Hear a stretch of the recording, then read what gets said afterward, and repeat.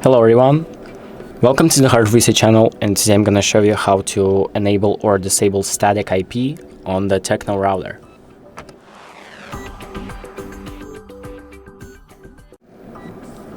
So the first thing that we're going to do is go to the TECNO admin page.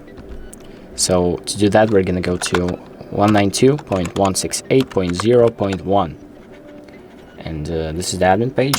We can enter it. By default, this is the admin page. So you may be logged out.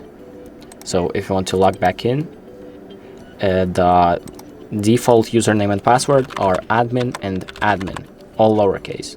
So it should look like this. So now let's log in, and then we're gonna go to the home tab, go to the advanced settings, so the settings button next to advanced. Then we're gonna go to static IP, and here you can enable or disable it. So if it's enabled, here you can just play around with some settings. If it's disabled, you can't really do anything. So once you've selected the option that you want, press apply, and your router may need to be restarted. And once you've restarted it, your options will be applied fully. And that's pretty much it. So thank you for watching. I hope this video helps you, and make sure to like and subscribe.